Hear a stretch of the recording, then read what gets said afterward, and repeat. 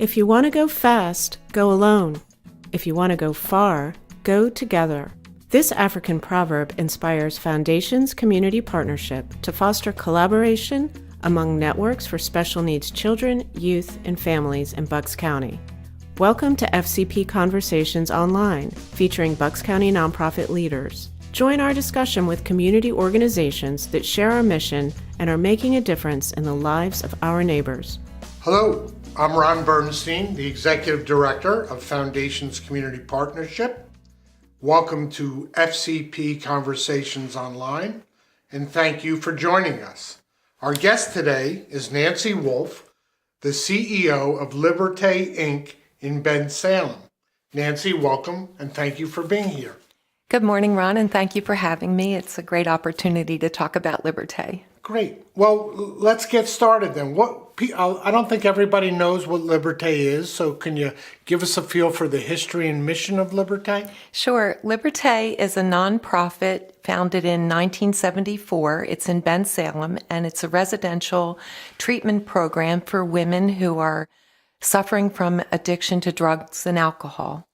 Now, I've been to Libertae several times, as you know, and there's also some children there, so explain that to me. Sure. Libertae first was a halfway house for women alcoholics, and in the 1990s, the founding director of Libertae, Connie Carousel, had the foresight to develop a family center for women and their children. It's one of the few programs in Pennsylvania that admits women with their children to treatment.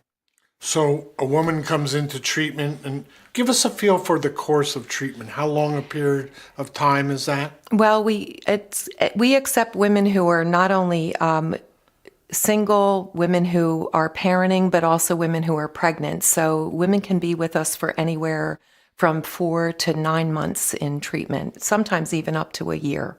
And some of those women, you can accommodate their families with them. Does that mean their husbands also, or is it just their kids? Just their kids. Although we do have, families visit, and women do go out on passes to experience time with their families, because our goal is, of course, family preservation and reunification if there's issues with children in foster placement or kinship care.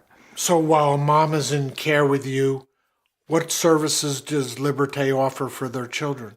Well, we have a very unique program of parenting services for the children. We have a licensed daycare center. We offer all types of educational opportunities for both the women and the children. The children, of course, go to school in the community or to Head Start if they're younger. We have a summer camp program for children. And the goal, of course, is that we offer prevention services because, as you may know, one of the concerns is that when children have been exposed to parent substance abuse problems, they're at very high risk for substance abuse problems in the future themselves. So when we're talking about this whole field of addictions, are we talking about drug addiction? Are we talking about alcohol addictions? Is it all just kind of lumped together? What's the universe of that world that we're talking about? Well, that's how the field has progressed, and this is where Libertae has progressed as well. Of course, we started out as just a halfway house for women alcoholics in the 70s. In the 90s, we added the family center because we saw that women were experiencing barriers to treatment because they were reluctant to enter treatment when they were concerned about having their children placed in foster care or having them removed from their families. Also, women were experiencing much more significant problems with drugs as well as alcohol at that time. And again, today, we see that there's a surge in opiate abuse among women of childbearing ages. And women are also, of course, at risk for heroin abuse, and our priority population today is women who are IV drug users, just like, other populations. But we also are very concerned about treating women with their children because women will not present to treatment if accommodations aren't made for their children. What's sort of the generic age range of the women you're seeing? Are they young, older? Do you have seniors involved? We do have women up to the age of in their 50s, but the predominant is between 18 and 34. How has that all changed in the last 10, 15 years? You talked about Libertae evolving. What do you see going forward? Well, one of the things that we're seeing that's significant is that a high rate of women are presenting with co-occurring mental health conditions. And that's probably always been the case, but treatment was delivered in sequence. So women would come to treatment for drug and alcohol problems and then perhaps go other places for mental health treatment. We are a co-occurring capable treatment facility, so we have a psychiatrist on staff and we provide all of the treatment at the same time at the same place. So for people who aren't sure what that means, co-occurring. Sure. What we see in the field of drug and alcohol treatment is that most people present with co-occurring conditions, meaning that they have psychiatric concerns such as depression, anxiety. For women in particular, there's sometimes post-traumatic stress disorder that's related to domestic violence issues and even issues of violence that's occurred with the lifestyle of addiction itself. We're known for gender responsive treatment, which is the delivery of treatment services to women in particular, where we're very sensitive to the issues that women face. Now, how do people access your services? Where do your referrals come from? Do they come from professionals? Do people self-refer? How does it all work? Well, the way it works in our area is that referrals come from other treatment agencies. People definitely would have to go through an assessment process. And in Bucks County, of course, those assessments are provided through the County Drug and Alcohol Commission. Their assessment sites are local.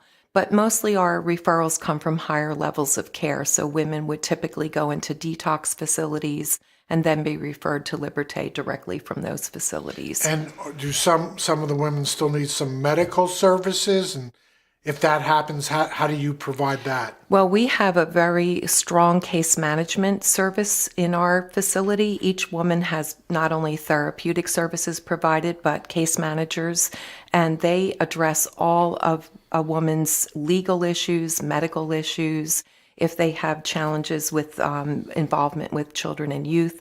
And of course, the ultimate goal is for them to obtain employment and supportive housing once they've completed treatment.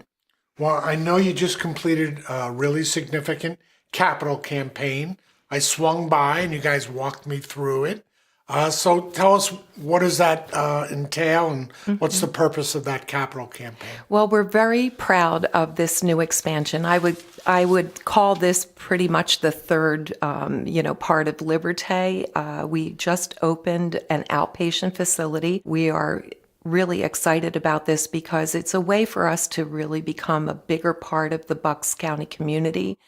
Since we're one of the few programs in the state of Pennsylvania that provides services to women and children in a residential setting, we take women from all over the state of Pennsylvania, but this will give us a chance to really be a part of a service provider network in Bucks County and able to provide outpatient services to women and that are remaining in the area once they've completed treatment at Libertae, but also for women in the community that need outpatient services only without needing residential treatment services too.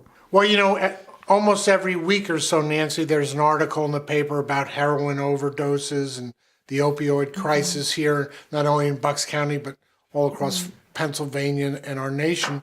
Tell me about your perspective on that. Well, you really can't overstate the proportions of this crisis, and it is very serious. At Libertae, of course, we're very concerned. One of the responses that we've developed is a new approach to the issue of relapse, and we've done this in conjunction with the county and with the funders of treatment. We're concerned about what happens to people once they leave treatment, so we've been looking at longer lengths of stay. People are particularly vulnerable to relapse and to overdose once they've left treatment within the first 30 days. Also, another issue is the use of medication-assisted treatment. And the thinking had been that that would be very beneficial for people just in the detox phase. But what the evidence is showing now is that longer uses of medication-assisted treatment is what's best for the long haul. And we're proponents of that at this point, too. So some of that is a challenge to our clients because once they have been discharged from treatment, the issue is where would they obtain those medications in the future. Also, the challenges for them when they are looking for recovery housing, because a lot of the recovery housing will not admit people on those medications. So there's some of the issues for us to address going forward. Hey, Nancy, if people who are listening want to get involved with Libertae, if they want to donate food, supplies, if they want to donate money, how do people get involved with Libertae and how can they access you? Oh, it's very easy, and we enjoy such a wonderful community of people who support us. Simply give us a call, 215-639-8681, or visit us on our website. It's libertae.org. Well, that's great. Hey, a couple personal things.